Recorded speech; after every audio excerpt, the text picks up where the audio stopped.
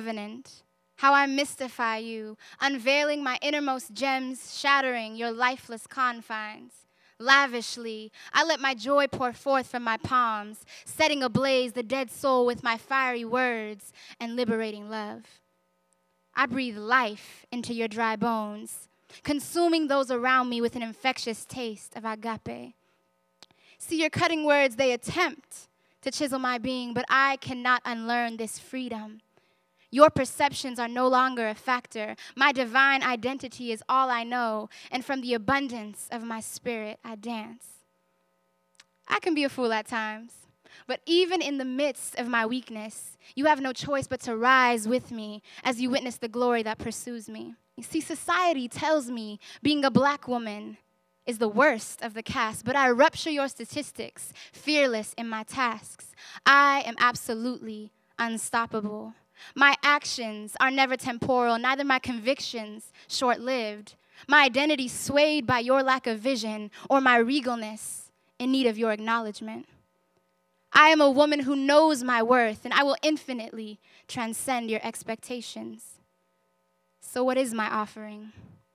I love the fear out of you. Simply come into my presence, and I guarantee you are forever changed, inspired, elevated, not by my merits, but because I access eternity. So try and peg me as the lady with rage, but none can deny I just ushered shalom into our midst. Don't you let those other boys fool you. Gotta love that Afro hairdo. Girl, put your records on. Tell me your favorite song. Just go ahead, let your hair down. You're gonna find yourself somewhere, somehow. Sitting at the dinner table, my mom started telling my brother and I about how when she was younger, she got a job. Nothing big, just working at the ice cream store. She told us about how the first time her parents came to visit her, her boss asked her, "Are those your parents?" To which she proudly replied, "Yes." Coincidentally, soon after that, she was fired without explanation. You see, my mom's complexion is typically lighter than the warm Florida sand.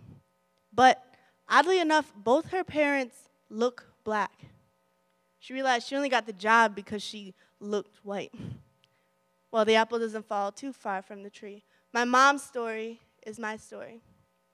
I have curly hair and light skin, and since my hair isn't kinky, since my skin isn't chocolate, I must be mixed with something. I hear it all the time. Girl, are you Afro-Dominican? Is your mom white? You Puerto Rican? I am black.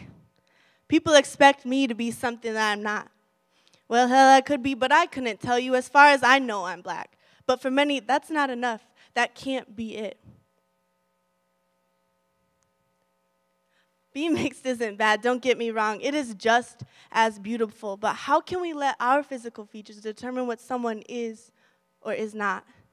My mom and I have both dealt with not looking the part, but my roots are much deeper than that. My roots run from Lansing, Michigan, all the way to the shores of Ghana, Africa.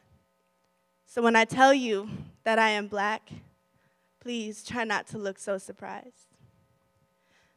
I am not my hair, I am not the skin, I am not your expectations, no. I am not my hair, I am not the skin, I am the soul that lives within. Black woman, your shoulders have been made strong by the brawn of your ancestors who churned the earth to gold.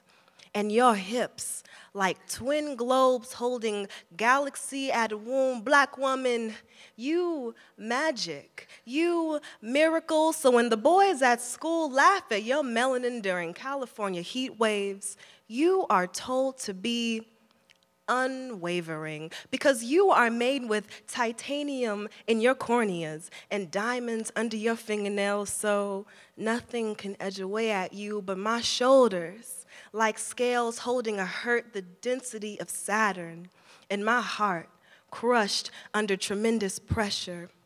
Black woman, they say, carry your man's ego in the pit of your aspirations because you anchor. But I would much rather peel away at my skin until I am no more responsible for my race. No more wearing afro to be militant. No more being backbone. No boulders tied to ankles and towers to lock me in because I am unapologetically Black. And I will set fire to your cyclical stereotypes, so take a moment and breathe me in. I am naked and I am bruised. And I am naked because I am bruised and I am beautiful. And my knees are ashy from prayer and hair always nappy and third eye stay woke. I will not hand my sons and daughters the cyclical stereotypes, the mental bondage conceived as tame. No, I am much too dirty wine and gumbo and flight, so as the night soaks me in, I surrender the whites of my eyes and rise effervescent as queen. No such thing as a life that's better than yours. No such thing as a life that's better than yours. No such thing as a life that's better than yours. No such thing, no such thing, no such thing, no such thing. You are a queen. And like hers and hers before, my mother's struggles will not be mine because she takes that pain, turns it into love, and redistributes it back to me. And every time my mother tells me that I am beautiful, I can see behind her eyes all the people that told her otherwise. And now when I tell my daughter that she is beautiful, there will be no doubt in the back of my mind because there are things I know to be true. I know that when my nephew laughs, he scrunches up his nose, and That's beautiful. And when my sisters smile, it's like cinnamon and honey, and That's beautiful. And I know if I fall, they won't let me hit the ground before they help me back up. And I know that My Black is beautiful. So now, undeniably, when I hold my daughter in my arms, as I kiss her mocha skin, I will whisper, you Are a queen.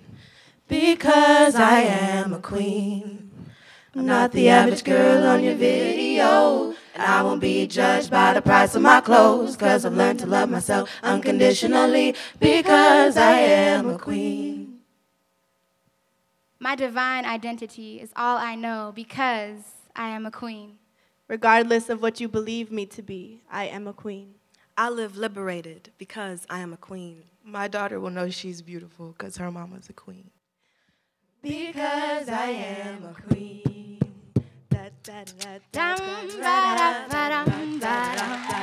Ha! Where my queens at?